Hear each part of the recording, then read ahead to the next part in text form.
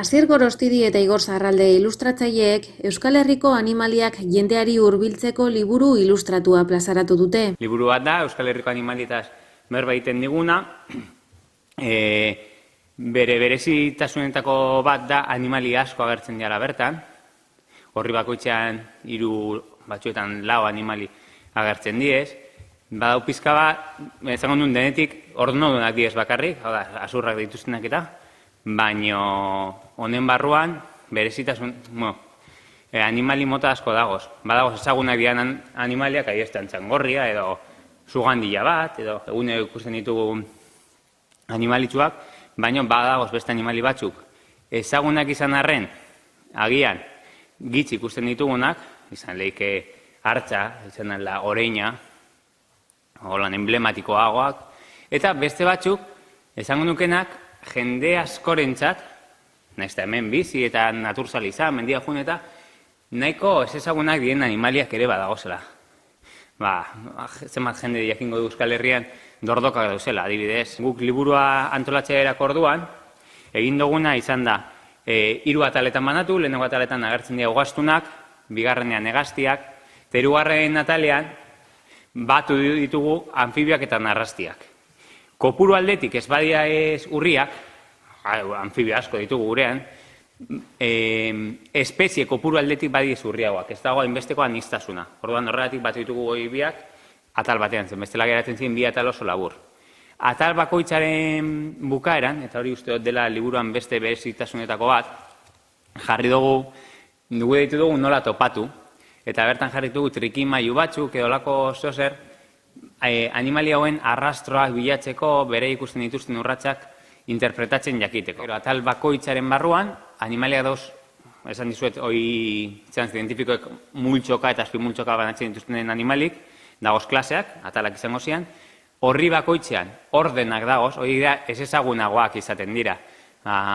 Izango ziren apatzunak, apatxak, pezuñak edo dituztenak, olakoak ez, eta horri bakoitzean agertzen dira, orden horretako animali batzuk, ez guztiak, zen orduan liburua ezen sartuko igual liburutegi honetan animali guztiak agertuko balia. Eta zehatu gara, familia asko agertzen ere, ordenan barruan badagoz familia ezberdinak, eta orduan zehatu gara, orden barruko familia ezberdinak jartzen. Ez errepikatzeko, adibide berdinak initzulita. Apatzen duan jarri dugu, hain artean ezberdintasun pizkat dituzten animaliak, oreina, basurdea, sarrioa, antzekotasuna dituzte, orden berekoak dialako, baino ez diez bez oso antzekoak. Beraz, nire esango nuke, liburua aukera moten digula betiko animaliak pizka bat gehiago ezagutzeko, baino baita ere ezagutzen ez ditugun animaliak edo arrotxagoak egiten zizkigun animali batzuk jakiteko hemen dauzela ere bai, eta ezagutza honekin, poliki ni pentsatzen dut horrek gure fauna eta gure ingurua maitatzeko herrina bat sortuko duela irakurlearen gat. Badauka parte zientifiko bat, baina ez dugu egin nahi super zientifiko edo bakarrik helduentzat edo biologoentzat den liburu bat.